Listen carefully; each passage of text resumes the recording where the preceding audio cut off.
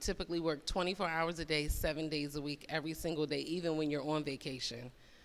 But I'm trying to go on a vacation in 7 days, and I got to make sure I stay safe. So at any rate, I thank you all so much for being here. Greetings and good morning to each and every one of you. I'm going to give you a big round of applause again, because that's a huge deal to do the research you did and the introduction you gave. I am so grateful to you, and thank you very, very much. I'm Councilmember Katherine Gilmore Richardson. I'm currently serving my very first term as a member of Philadelphia City Council. Now, I'm going to wake y'all up this morning. Who knows what Philadelphia City Council is? Who knows what we do? Don't all speak at once. I'm a former teacher, so I'm going to call on you, right? So who knows what Philadelphia City Council is and what we do? No one? Well, I'm going to tell you. We are your legislative branch of Philadelphia city government. So have you heard of like Congress on TV, right? You heard of Congress down in DC? We're like the legislative branch of government here locally in the city of Philadelphia. So we have 17 members, and 10 of them represent a district, which means they represent a certain area of the city. So I'm gonna call on a few people, and I'm gonna try to guess your council member. So where are you from? What area of the city? North Philly. So depending on where you live in North Philly, your council person is Darrell L. Clark, or Cindy Bass, or Maria, depending on where you live in North Philly. And tell me if those names resonate. Right here. North Philly, okay, so same. All right, right here. Pardon me? North Philly too? Awesome. Right here. Where in West Philly? 58th and? Oh, you're near me. You're right over the bridge. So your council person is Curtis Jones Jr. Okay, so depending on where you live, you have a district council person that represents just your area and about another 159,000 of your neighbors, okay? And then you have 7 members who represent the entire city of Philadelphia. That means all 1.6 million people who live here. And those members are at large. And the city charter states that of the at-large members, 2 of them must be of a minority party. It doesn't say which one. And in Philadelphia, the majority party are the Democrats. So I'm one of the 5 Democratic members of Philadelphia City Council at large, okay? Youngest black woman ever elected citywide in city council, and it's hard, okay? And the youngest woman ever elected citywide on the council. It's very, very difficult. So really quick, I just want to give a shout out to the whole crew here at EducationWorks. And a lot of life is the circle always loops. Always treat people good, because you never know where you're going to see them again, okay? You never know. So shouting out Miles Wilson, your CEO. Thank you for your visionary leadership and transformational leadership for EducationWorks. Appreciate you. Tiffany Waters, we go way back. Thank you, Tiffany. Carmen Diaz. Stand up, Carmen. And Carmen didn't know I was going to do this. Carmen and I went to middle school together. Middle school at Masterman. Carmen and I were in a singing group in middle school that her mother put together. And look at us now. So again, the circle always loops. Always treat people good, because you never know where you're going to see them again, okay? I had to say that. Latoya Anderson Williams. I'm going to get the titles wrong. Yvonne Bailey. Lateef Burnett. And Demetrix McGee. Why have everybody been here? Yeah. No, I know, but I think I got the title and the thing mixed up. Renee, stand up. Me and Renee go way back. Way back, okay? So again, with Carmen and Renee, you never know where the circle's gonna loop. And we go way back, I think a little after when I met Carmen, okay? So always treat people good, okay? So at any rate, I'm going to stick to the questions you have, but give you a quick background on some of the work that we're doing in Philadelphia City Council. I was inaugurated in 2020, 2 months before the pandemic, and the world changed for all of us, okay? Everything we thought we knew about city government, about serving people, about how we interact and connect with you, everything changed in 2020. And the only way we're able to do that is with people like Nayar on my team, who keeps us together. So thank you, Nayar. So I'll start with your questions. We'll start on gun violence because it's something that we deal with every single day in this work.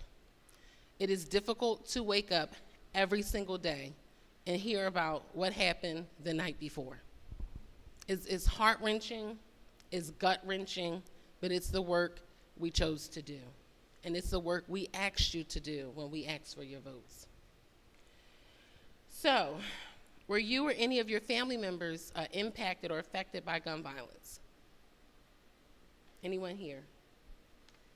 Somebody, what about somebody in your house?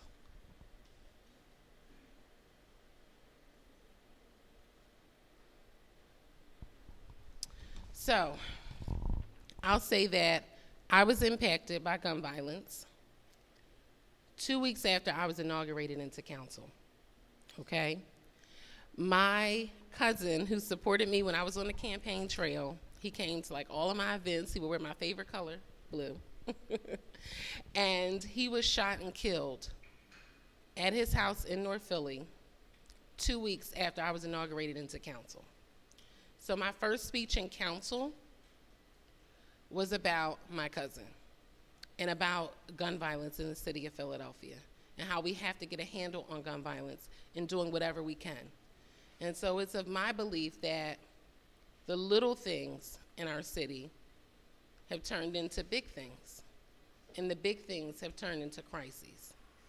And so what we have to do is go back to the basics and start looking at the little things, one step at a time, so they're not ballooning and becoming big things, and then they turn into crises. And so what I've tried to do since that time is, work with all of our partners and ensure that we are adequately funding gun violence, prevention, and intervention in the city, and the work that you all do at EducationWorks and other organizations like you. That's all gun violence prevention and intervention. We funded to the tune of $150 million, and we still have work to do. I remember being in a budget cycle where me and two of my colleagues, Councilmember Johnson, Kenyatta Johnson, and Councilmember Gaudier, we came together initially and said, listen, if there's not a certain number of investment in this budget for gun violence prevention and intervention, we're not going to vote for it. So off the bat, they knew they wouldn't have 3 votes to try to get the budget passed if they didn't include at least $150 million for gun violence prevention and intervention. And we stood together, we stood tall, and we stood strong until we had at least $150 million for gun violence prevention and intervention.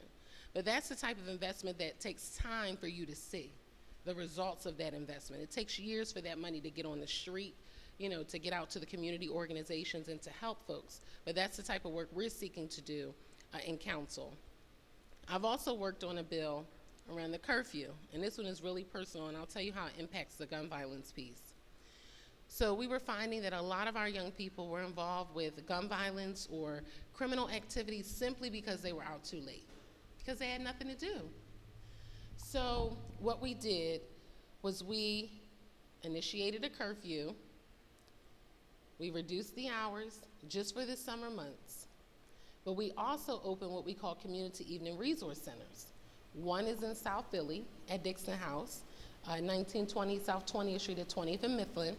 The other one is located at Church of Christian Compassion at their CDC at 62nd and Cedar. We're opening up 2 more any day now, and I'm waiting for the announcement just like the rest of you. One in North Philly, all my North Philly folks, and then one in Northwest Philly, like Germantown, West Oak Lane, that area. And so what we do is with the community evening resource centers for young people just like you, if you have nothing to do, nowhere to go, want something to do, every single day, including weekends, between the hours of 7 p.m. and 2 a.m., You can walk into the center and just have a good time. You'll get something to eat, you'll play games, you'll be given resources. Whatever you need is at the center. They have drone classes, they have photography classes, they have cooking classes, they have a game room. Any activity you can think of is at the center. And so we open community evening resource centers for young people all across the city. And now we'll have 4. My dream is to have 6, okay? So every night, about once a week, I go out with the police department to let young people know about the curfew. And I ride in a squad car, and I have to sign a waiver, and I have to put on a bulletproof vest. And I go out from 10 p.m. to 2 a.m. trying to inform young people about the curfew and get our young people off the streets. And so a couple weeks ago, I went to North Philly. Where are my North Philly folks again? I went to North Philadelphia, and I rode around the whole 22nd Police District. And I remember when we got to 30th and Ridge, I just casually mentioned to the police officers I was riding with, I said, oh, I have family back there, over there on 30th Street. I said, some of them moved to Virginia, but I still have a few folks back there. And 2 days later, 2 days, my little cousin Sean was shot 60 times and killed on 30th Street in North Philadelphia. So when you talk about the impact of gun violence in the city of Philadelphia, it's impacting everyone. And I don't care what I have to do. Every single day I wake up and think about what can we do to help solve this crisis that we're facing in our city. And we're going to keep doing that work every single day, okay? So let me go back to your next question. What do you think has been done to prevent gun violence, and why do you think guns are so accessible to teenagers? So I talked about some of the prevention and intervention work we're working on as City Council, giving resources and dollars to organizations who are trusted community messengers on the ground working with community members. We work to ensure that we've opened the community evening resource centers as a tool for prevention for our young people. We are continuously working, trying to figure out ways that we can help this challenge. A lot of it is ensuring that we have access to good quality jobs.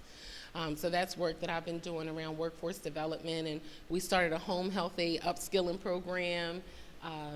We're trying to do so much, but we can always do more. And when I'm finished, I want to ask all of you what you think we can do. Because I know a lot of this is not something we can solve, particularly even with my age group. We got to hear directly from you all on what you think. I don't understand what's happening around the access to guns. I really don't. And I know a new thing that we're faced with is ghost guns, where you could purchase the parts on the internet. You can put the guns together yourself. It's a lot of access, and that's another challenge that we have to deal with. But the police department, I will say, has done a great job in getting a lot of illegal guns off the street. We call them BUFA, V-U-F-A, BUFA arrests. And we've had the most BUFA arrests and confiscations around illegal weapons this year than we've had over the last several years.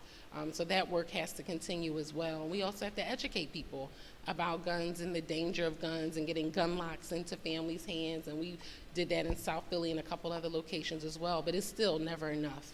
We have a lot more work to do. How do you think gun violence negatively impacts the city of Philadelphia? I hear my colleagues say this all the time, but it's turning us into a city of the haves and the have-nots. And it's eviscerating our middle class in the city. And so again, a lot of this is going to be investment around rebuilding the middle class, ensuring that Philadelphians have access to quality job opportunities that will assist them with being out of the streets and out of trouble and issues. Again, gun violence prevention and intervention, and we'll just continue to do all of that work. Around the negative impacts, I would say, I learned this recently. So my sorority convention was here a couple weeks ago, and if you saw a lot of the ladies in blue in Philly, where it was just a whole bunch of ladies in royal blue, it was 6,000 of us here, July 18th through the 24th. We had Mary J. Blige as our headliner. We had a good time. And a lot of sorors were here from all across the country. And some of the negative impacts that gun violence has is when you have visitors here and you're in your hotel room and you're watching the news and you turn on the news in the morning and all you see is 3 people were shot over here and 2 people were shot over here. It impacts marketing and tourism, and individuals want to really be in the city. It also impacts our neighbors and the folks who are living here because you're living in fear. You're living in isolation. So many times you don't want to come outside because you're afraid. We shouldn't feel that way in our city. We should feel that we're in a clean, safe city that is good for our children. Okay, if I can take my children somewhere, that's a good place. Anytime I'm scared to take my kids to the Parks and Rec Center, that's not okay. Okay, so I think that's the negative impacts that we're seeing around gun violence. So I want to stop here before we move on to the next topic. Around gun violence, I wanted to hear from some of the young people. What do you all think about what's happening around the gun violence issue in the city? And what more do you think we need to do to try to solve this issue? I really want to hear from you all. Particularly because a lot of this, sometimes we've seen with younger people, it stems from social media. Right here.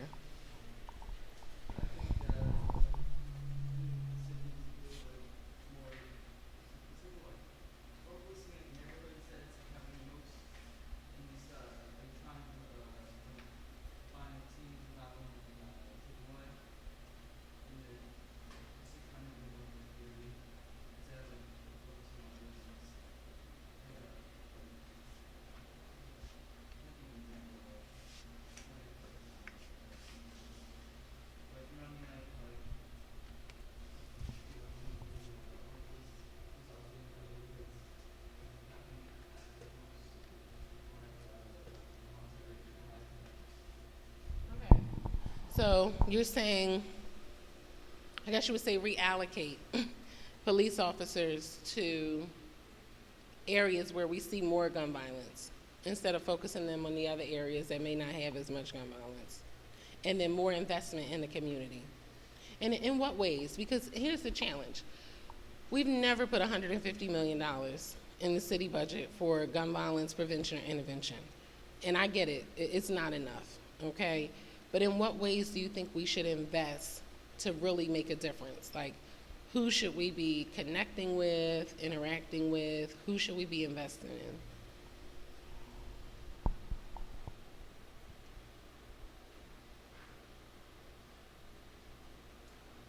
Like community groups, right? Because you said that before. Thank you. Yes, ma'am.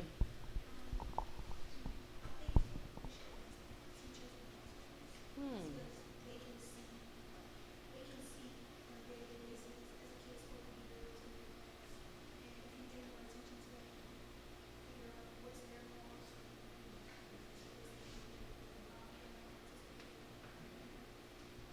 I love that. Invest more in teachers and counselors because they spend so much time with our young people. I completely agree. Completely agree. I was a former teacher too. I used to teach at Overbrook. Yes, ma'am.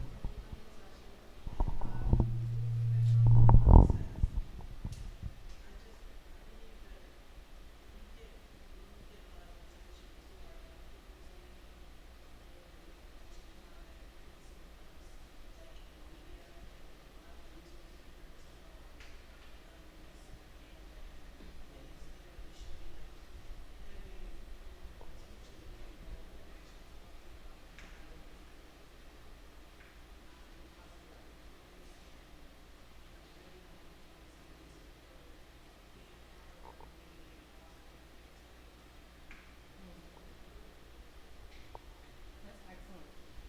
Coming back to you.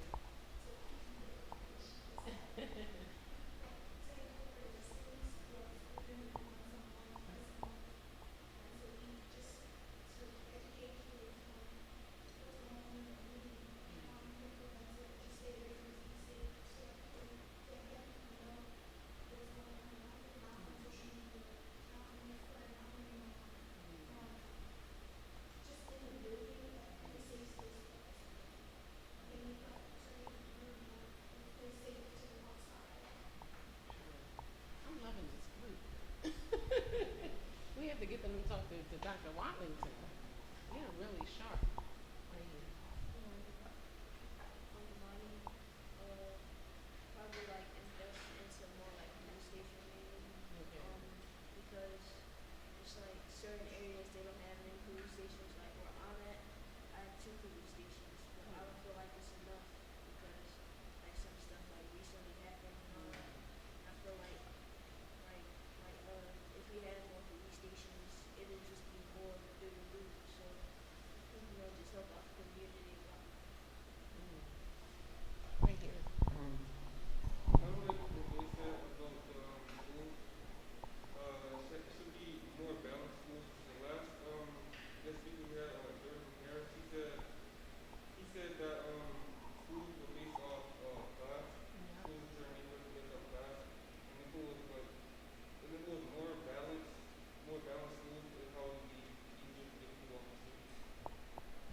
more investment in our schools for sure. Right here.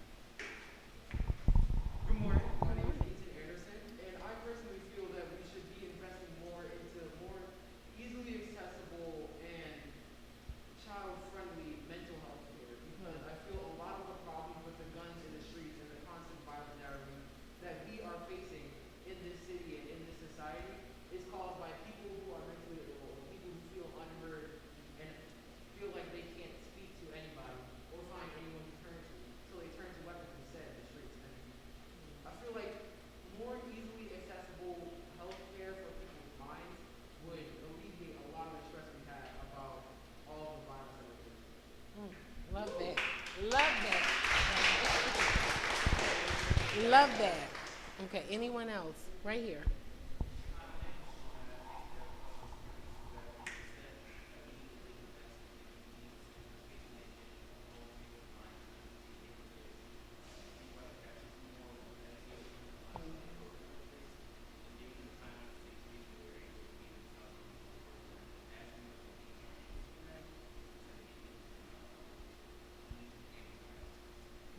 That's really good. That's really good. Right here. And as an accompaniment to what they shared already, great ideas. Now that city council, the city of Philadelphia has more say in school district activities because of the legal structure, there is one counselor per 500 students inside the city of Philadelphia. If you put that up against private schools, suburban schools, that ratio is nowhere near that. So I think there's a legal opportunity here for the city to have more voice in the budget and sort of what goes on inside the district budget so that young people like this have the opportunity to engage counselors in a really meaningful way. Deeper than that is that the counseling system within the school district is completely paper-driven. So not only is it 1 per 500, it's a paper-driven system, so all the counselors really doing is pushing paperwork. So nobody's having a conversation with young people when things are ailing them, they just need somebody to talk to. Because they have one person who's actually pushing paper most times than not. So this might be a great opportunity to take the incredible ideas of young people and then sort of merge the bureaucracy of the city and the district and prioritize the kids with counseling. Yeah, no, that's a great suggestion. And I actually just met with Dr. Watlington, our new superintendent. So I'm going to tell him about this group in our next follow-up meeting. And you can add that to the agenda, put it at the top of the agenda for the next meeting. We should get him to come and talk with you all too, so he can hear directly from you. And like you said, we have more opportunity because the city has made more investment in the district now that we're under local control. The challenge is that the control is the school board. It's not city council. So our time is when there's appointments or confirmations to kind of get as much as we can on the record and then work with them through the budget process. But you're exactly right. That's what we must do, that and make more investment in the district and make sure that the ratios are good, because I worked in the district. I get it. You could be spread so thin. You start off some years with classes of 40 until leveling, sort of happens. So I'll definitely take all of these ideas and give them back to the district and sort of work on these issues throughout the year, because that's what we can do as a part of going into our budget process. And just with a new superintendent starting after 10 years, there are a lot of issues we got to get him up to speed on here in the city on what could really make a difference. So we're going to pivot to technology, okay? That's what I have from you all. Okay. So our focus this summer is looking at how the pandemic has made us more dependent upon our tech devices. Do you believe that we as a society have become dependent on our technology? Yes, yes, and yes. I went through 4 phones so far this year in like the past 3 months. And I mean, every time each phone broke, I was just in a bad space and place. But no, we're very dependent on technology, and I think the pandemic really accelerated that in a way that we could not imagine, even around remote work and how technology plays into our workforce at this point. But definitely, because when I first started in council, I'll give you a secret, I was 15 years old when I started in city council. 15. So how many people here are 15? Oh my gosh. So, Miles. So I was 15 when I started in council. I was in high school, and a lady came to speak to our class named Blondell Reynolds Brown, and she had just been elected to city council but not yet sworn in. And so I loved everything she talked about that morning, and she was talking about having gumption and about being the oldest of 7 kids and, just really investing in education in Philadelphia and just being excited to serve. And I said, oh, she's great. So I went home and I went on my typewriter, and we still had the typewriter back then, and I typed her a letter. And I dropped it off at her house, which I know that's strange. I'm probably like, her house. But I dropped the letter off at her house. And from there started a relationship that we've had since I was 15 years old. So I started working in her office in city council as an intern and a volunteer at 15. And then when I went to grad school, I went back to her office to be the grad intern. After grad school, I started working in her office full-time in 2008. And then I worked in every position you can have in city council as a staffer, up into chief of staff. And so when she decided not to seek re-election, everybody called. They were like, Kathy, you have to run. And I'm like, me? And they're like, yes. And so I resigned my job February 1st, 2019, ran for office, won, and now I'm honored to serve all of you. So I say all that to say, when I started in city council, Facebook was like still just a college network. I mean, in 1999, Facebook wasn't out. But when I got back as a grad intern, it was still like a college network because I remember having to sign up for Facebook with my Westchester University account. And then it sort of spread. And really after 2008 election, when President Barack Obama ran and they really incorporated social media into campaigning, I think it really took off from a political standpoint. But as far as in our lives, who remembers when the iPhone came out? Y'all don't remember when it came out because y'all have always had iPhones in your generation, but we remember when the iPhones came out. We remember when iPads. What about those little iMachines that only played music? Like all of that is our generation. So we're all experiencing this explosion of technology around us, and it's in everything we do. Who has a smartphone? Everybody here. When I was your age, when I was in middle school, I think I had a cell phone, and you had to pull the antenna up, and then you pulled the part down to talk on when we took it to school. Like, technology has just exploded in our lifetime. And so you have networks that are constantly coming out. You have to constantly keep up with technology in order to just live your life. Everything is on your smartphone. There are many computers. So yes, we depend on technology for everything, even in city government. When I first started in city government, all our constituent calls, meaning if you call me and say, the street light is out at the corner, my trash wasn't picked up, it's a raccoon in the porch next door to me and it needs to be sealed. Whatever city issue or issue it is, if you call the office, we would take in the complaint. On a good day, if you send an email, we would get it, through the web version of the site. Now we get constituent complaints via Facebook. You know how many Facebook messages we get? Facebook, DMs on Instagram, Twitter, TikTok. That's where we get our constituent information on what we need to do across the city. It's all technology based, and we still get calls from our older constituents, but we don't get as many calls. A lot of it is Facebook, Instagram, Twitter. I have a TikTok page because I had to teach myself TikTok because all of the young people are on TikTok. And Snapchat, I'm still trying to learn Snapchat, where everything goes away. Like, I know Snapchat is older than TikTok, but everything we do is surrounded around technology. Even for the city's application, Philly 311, for you to submit complaints about things going on in the neighborhood, Philly 311 has an app on the smartphone. Even when I go into 311, I do it on my phone. So yes, we are dependent upon technology for everything.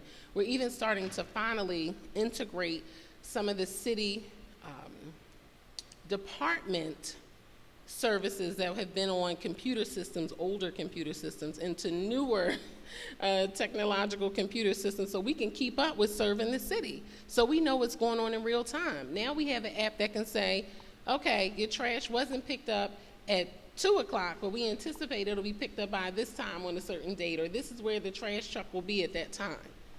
That's how technology is integrating into city government in real time. We're about to put all the street lights on a smart grid, so we can look at every single street light in the city at the same time on an iPad or tablet and see where a light is out. So you don't have to call in and say the light has been out for 3 weeks over here. We can see as soon as the light goes out, they do something in the system and the light comes back on. And that's a huge, almost $200 million investment that the city is going to make over the next 5 years. That's starting in the next couple months to get every street light on a smart grid.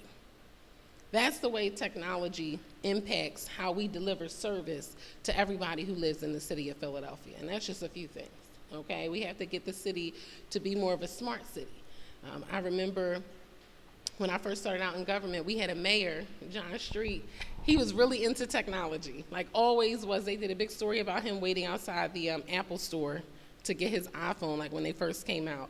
But he was the first one putting us on the path to a wireless Philadelphia. So that way, no matter where you were in the city, you had internet access. So that work has been done over the last 20 plus years, but that's the kind of work we're doing on technology dependence, okay, in city government. How does it feel to not only be the youngest woman ever elected, but also the youngest African-American woman elected to the Philadelphia City Council? Okay, it feels great. I'm excited. It's wonderful. But I want there to be a woman younger than me next. Because what I figured out is not about me. It's about each and every one of you and the people that we serve. I'm just here as a vessel to get the work done on your behalf. So I'm happy about it. I'm glad that I was able to make some level of history. But really what I want to see is an African-American woman younger than me serve in the council, okay, and to represent our interests in the city. Since you are working to combat issues that arise from the pandemic, if you had it your way, would you put the city in a state of emergency and make everyone receive the COVID-19 vaccine unless there are religious reasons? All right, to me, that's a two-part question. One, I'm going to say, I said we should have put the city in a state of emergency before COVID over gun violence in February of 2020 and in January of 2020. I believed at that point that we were at a point in the city where we needed to be in a state of emergency to get additional resources from the state to help us get the issues under control that we were faced with at that time. So as it relates to gun violence, yes, we are beyond a state of emergency. We're in crises as it relates to gun violence in the city of Philadelphia. And unfortunately, I'm not on the second floor. I am not the mayor, and I don't wish to be. Gotta be real clear about that, because so many of my colleagues are running for mayor. But if I were, I know what I would do. And I would put us in a state of emergency, because that's something, a declaration that only the mayor can make. I would bring in additional resources from the state and the feds to have them work with us to get a handle on the challenges that we're facing. Because unfortunately, we have a lot of laws that we pass all the time. Every week we're passing laws. Every Thursday when we're in council, we're passing something. But at the end of the day, after we pass it in city council, it has to be enforced by the administration. And that's the mayoral branch of government and all the departments under the mayor, okay? So we can pass laws, but it has to be enforced. And so we need enforcement of some of the laws on the books so we can get a handle on what's going on in the city. And it's going to take our state and federal partners to help us do that as well. We can't do that alone in the city. Because like you talked about, young man, that you feel like you don't see a lot of police in your community. Right now, we have a police officer shortage that I've never seen before since I've lived in the city of Philadelphia. And it only worsens in the summertime because of the vacation schedule. You have to allow people to take off. And so that's the kind of work I think we need to do around the state of emergency. Now, as it relates to the COVID-19 vaccine, all I'm going to say is that I'm vaccinated and I'm boosted. Vaccinated and boosted. But some people may have religious reasons why they don't want to get vaccinated. I'm vaccinated and I'm boosted, okay? When you were our age, so 15, did you see yourself as a councilwoman? If so, how have you prepared for this role? So when I was 15, I wanted to be a teacher and a principal. That was my dream. I wanted to teach, and then I wanted to be a principal because I had the best principal at Gompers Elementary School, Ms. Claudia Solomon. She was the best, and I wanted to be just like her. And so my goal was to be a teacher. I went to college for education, secondary education, And I had a class, a history class with a professor, and she was really hard. Like, she just came to Westchester from, I think, down south, and she was really very, very hard. And I worked hard in that class. I worked harder in that class than any other class I have taken in college. And I was 1 point from an A. Like, she was on like a point system. It was like, 800 points or whatever. And I was 1 actual point from an A. And I said, was there anything I can do, because I've worked really hard? And she was like, no. And I don't know, it just, for whatever reason, it tore my spirit in college. Maybe I was young or whatever. And that semester, based on like the whole experience in that class, because it wasn't just that issue, it was a bunch of other stuff, I changed my major to political science.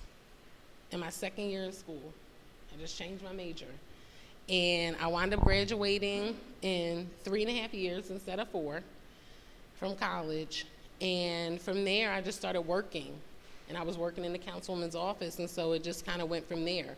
So I never imagined that I would be a council person. Like, this is not something, I said, when I grow up, I'm going to be an elected official.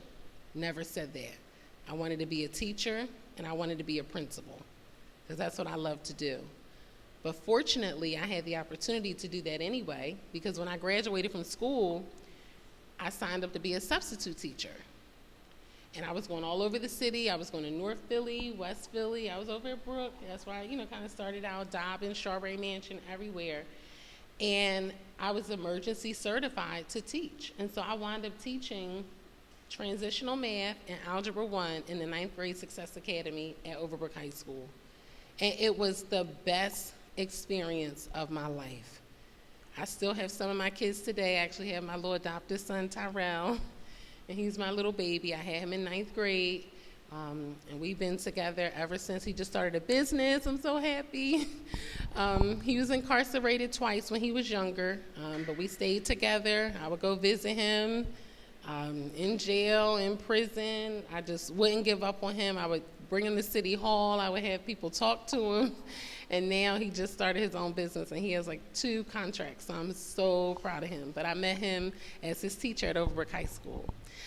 So no, I didn't want to be a council person. I wanted to be a teacher and a principal.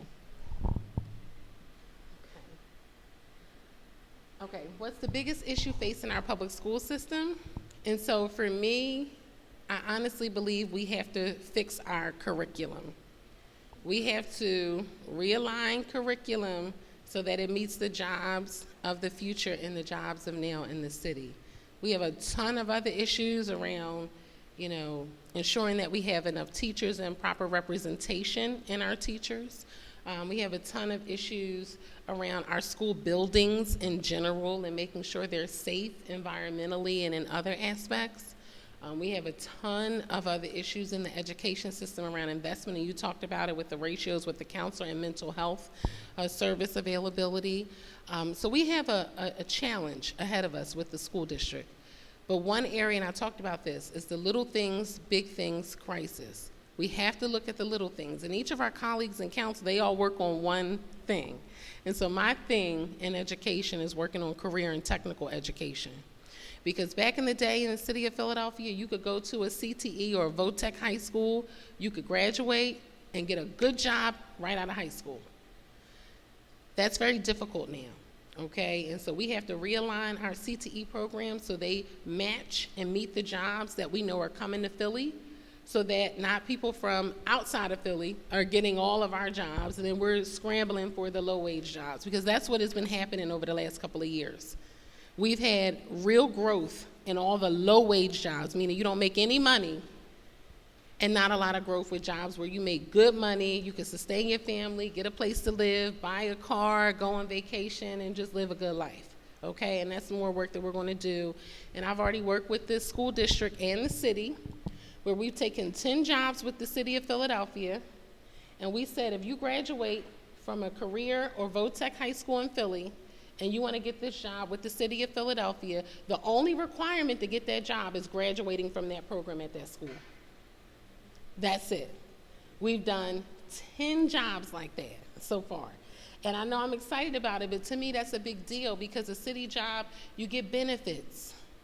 You get a pension for your retirement when you grow up, so you have money when you get older. And you have access again to insurance and all type of other services. And so that's the kind of work that we're going to continue to work on. Like I said, we did the home health aid program. At the onset of the pandemic, we saw that 80% of the people losing their jobs in the home health aid industry were Black women. 80%. And I said, we have to do something about that. So I went to EducationWorks and I said, we have to provide an opportunity for people to reskill, upskill, and become certified nursing assistants so they can get a better job in healthcare with higher wages and benefits. And so we've done that. We've helped 300 people so far. And we have Independence Blue Cross now that came in. They gave us a $300,000 grant so we can get 100 more people off the waiting list. And so that's the kind of work that we're going to continue to do. Okay. All right. Racism and hate crime. So any questions on technology and the questions you have for the middle? No? Okay. So last set of questions you have is racism and hate crimes.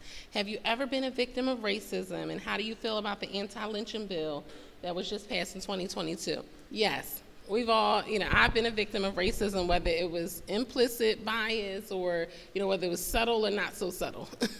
I experienced it as a child in Tennessee, going to my church convention, where I was called a not so nice name. And I even experienced it in City Hall on an elevator one time by someone who was just visiting the building. And he did not have nice words to say. I was not very happy with him. But you do experience it, even, I would say, as a young Black woman working in this business and going into different rooms where everyone may not look like you. And like I said, it may not be racist, but it may be like more bias, more implicit bias, where they'll go to other people first and then come to me. But it's all good, because guess what? I'm still a member of City Council. I'm on the Rules Committee, which determines all the development, and I'm on Appropriations, which moves all the money in the city of Philadelphia. So all good. When you need me, you'll call. And guess what? I'll be here, okay? So yes, I've experienced it, and you do experience it, but again, my boss used to tell me, you're a young Black female working in this business. She said, you have to walk on water and fly to be considered equal. And the only thing she was saying was, bring your A game every time you show up. Don't come in lazy. Don't come in weak. Come in prepared with your information and be ready to sit at that table. And walk in as if you know you belong there. And show them why you belong there. That's what she was saying. Okay? Anti-lynching bill. And do you think the naming of the bill after Emmett Till was appropriate? I'm happy the bill was passed, but we should have passed it a long time ago. It's 2022. Okay, Emmett Till, God rest his soul, was a catalyst for the civil rights movement, and really his mother. His mother, she just was courageous and really shined a light on a terrible issue that had been happening in this country for a very long time. But I feel more personal about the Emmett Till piece because, so real quick story. I was adopted from birth, okay? I was given up for adoption by my biological mother. She was 16 when she had me. No one knew she was pregnant. She hid her pregnancy. She never told anybody, not even my biological father. And she gave me up for adoption. And so I have a sister that I grew up with since she was born. She's also adopted. And so we went back to find our biological family. So I found my biological family. So I have my biological mother. She's in Philly. My biological father, he's from South Philly, but he lives in Jersey now. And we're all very close. And my sister found her biological family. Her mom passed away, but we found their family, and guess where they're from? Mississippi. So we went down to Mississippi, and we went to the family farm. They still have their family farm in Mississippi, and they live about 5 or 10 miles from where Emmett Till was killed. So, of course, we went there. They had a museum called the Emmett Hill Intrepid Center or Museum. That town eerily looks the very same way it looks in pictures you've seen in textbooks and online. It looks exactly the same. Not much about that town has changed. And we went there, we visited the museum, we saw like cotton gins, similar to the one what they used to hang and lynch Emmett Till. And so I say all that to say that people think this stuff is like ancient history, like this happened a long time ago, like Emmett Till, oh, that was a long time ago. No, this is our history of now. It's still this generation that occurred, okay? And so, yes, I'm happy that they passed federal anti-lynching legislation. It should have been unanimous, okay? 3 people voted against it, I think 1 from Kentucky, 1 from Texas, and 1 from Georgia. But it should have been unanimous, and it should have been done a long time ago, okay? So I'm happy it's passed, but we got a lot of work still to do. Okay, so what about those in the Senate that objected to the bill? Again, it should have been unanimous. They should have voted for it. One of their excuses with that was that they had legislation in Georgia that addressed lynching already. Well, it doesn't matter. Now you just have a federal law too. You should have voted for it. So no excuse for the 3 who did not vote for it. And do you think a 30-year sentence is enough punishment for someone convicted of violating the bill? Well, I'm not going to be the judge and jury on sentencing because sometimes we know that some people are sentenced very harshly. But I will say that I'm glad we have something on the books that gives guidelines for violating the law. Why do you think racism is still happening on a daily basis? Because it's something that's learned in environments. And so we have to ensure that we're not perpetuating racism in environments. And that's what's happening in what we see. People are learning this behavior in their homes, in their communities. Like, this stuff is acceptable. We have to make it unacceptable.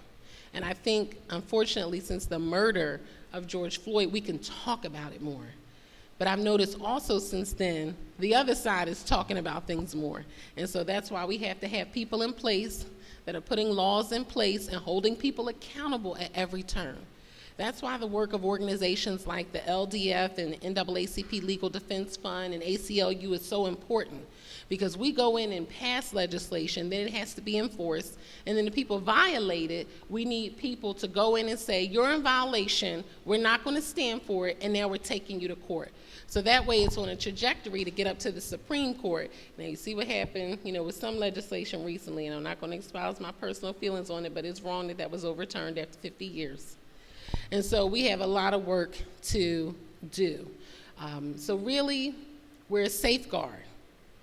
We're a doorkeeper to ensure that people are respecting our rights and our ability to live in this country, and for Philadelphia in this city. And that's the work we have to do. You can't lay down. You can't be passive. Okay, you have to fight for everything we know we deserve in communities. The lack of investment in communities is why we're here. For so long, we weren't investing in certain communities. It was always downtown, center city, over here. Well, they live over there, and it was always that. We have to say no to that, and we have to demand investment in our communities so that we can provide better lives for all of you here, and for me, for my children. My son is 5, my daughter is 7, and my big girl, my bonus daughter, is 16. And so I have to do everything I can to leave a better world for each and every one of them. And that's why we do this every day. So thank you for having me. I'm more than happy to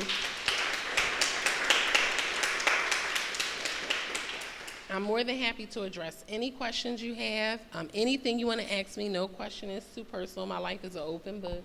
You know that. My life is an open book. Everything is out there. There's no secrets. Yes. Thank you.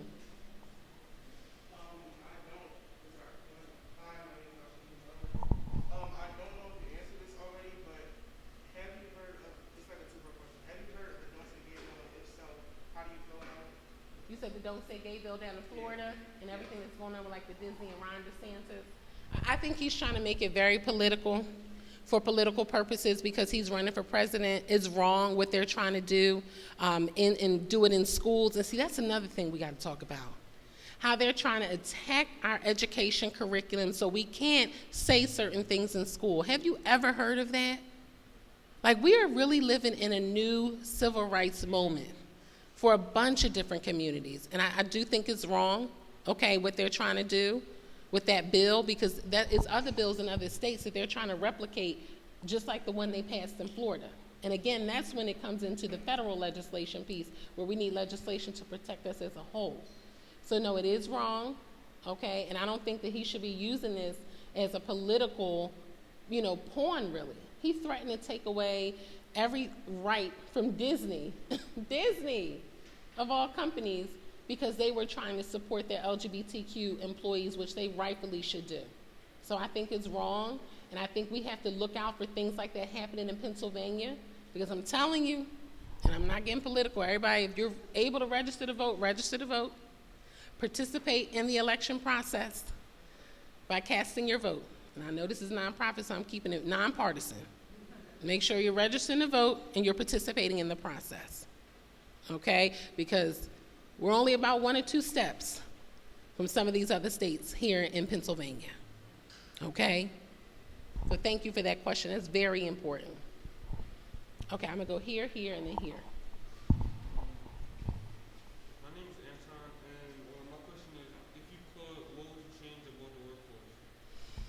So what I would change about workforce,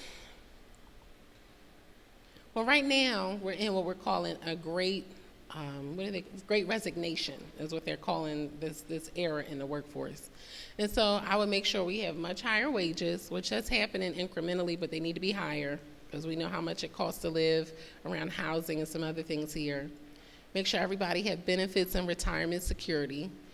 And ensure that young people like you have the opportunity to get training to go into positions that do not require a college degree. And so right now in Philly, we have an industry called the life sciences industry. It's all around biomedical technology and cell and gene therapy. It's like a big deal. And they're setting up this hub in Philly, like all over different places, like the Navy Yard and the old Tasty Cake Factory in Hunting Park and other areas. And you can get a job entry level without a college degree, just with skills, making $30, $35, $40 an hour, no college degree. So if I could change anything about the workforce, I would make sure that every young person that graduates from a school in the city of Philadelphia has the opportunity to get that training and certification and go into that field or others that we know will help them to live a great life in the city. Something that's troubled me recently is that even in my small girlfriend group, out of my 4 girlfriends, 2 have moved out of the city in the last 3 years. One for education for her children, the other because her block was just getting out of control with violence. And they both moved out of the city. And so what we've seen even with the last census is that a lot of black families, black and brown families that are upwardly mobile, have the opportunity and are moving out of the city. And for me, it's sad because I know wealth generation, as it relates to real estate and everything else, is going to be right here in the city. The investment that individuals, even private investors and other companies are making here in the city of Philadelphia, the wealth is going to be centered right here in the city. And if you move out, you're not able to take advantage of that. The other piece is the social service net in those Collier County communities where everybody's moving is not the same as Philly. You're not going to get the same amount of service. In some ways, maybe it's the trash pickup. My girlfriend always says that, oh, they plowed my street, that kind of thing.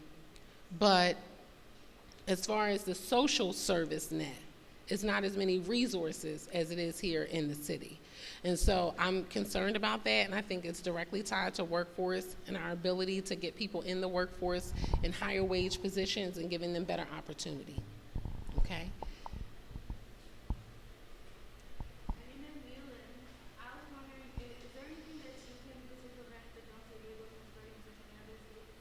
Well, one thing we can do in my position is we can do a resolution in city council against any legislation that may come up like that in Pennsylvania. And I've done that before. I did a resolution for an issue that came up around transgender athletes in sports. And so we can do resolutions, you know, maybe condemning a bill that comes up or asking our delegation from Philadelphia not to vote for legislation. Okay? So yes, it is something we can do here locally. And what we call that is the bully pulpit. We the bullies in the pulpit saying, don't do that, or we don't agree with that.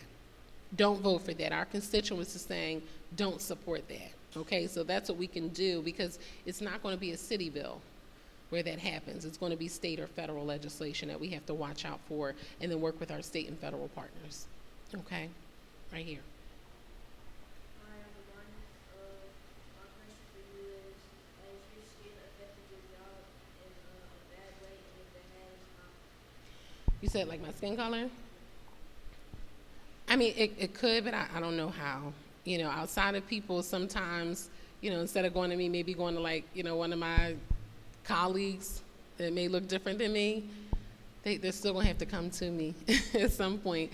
Because in council is 17 members, and so you need 9 to pass legislation and to make sure it's veto-proof. So in case the mayor says, well, I don't like that, and I'm not signing that, so it's not going to be a law, then we can do a thing called, they'll veto it, and we'll bring it back before the council. You need 12 members to vote for that.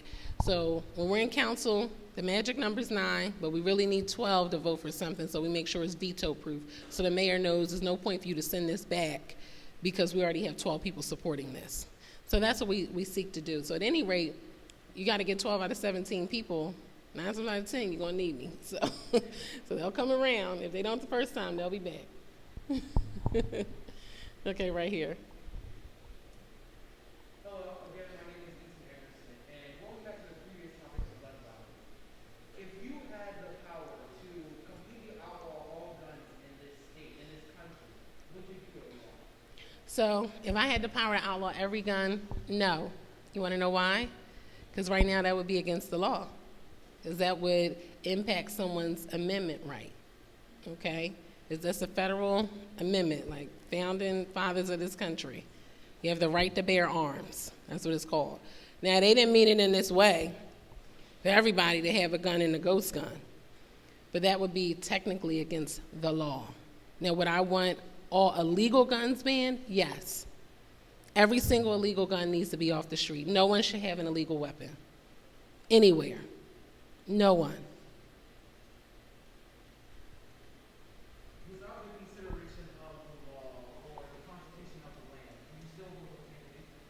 You said, do I still, without the Constitution? That's hard to say, because that's been a part of the founding of this country. That's been a part of this country since this country was founded. You know what I mean? That's been here since, that's a part of America. Okay, and the founding principles, you have the right to bear arms. And so, like I said, if it's an illegal weapon, no, I don't think anybody should have an illegal weapon. If you do it the right way and you're doing it for the right reason, some people have to, you know, hunt. Let's say, for instance, some people, I'm just trying to think of a good reason. You can't really think of many, but some people want to have, you know, a weapon just to have it. They're not doing anything negative or illegal with it. But if you're doing anything negative or illegal with the weapon, even if you legally own it, no, I don't agree with that at all. Okay, I know.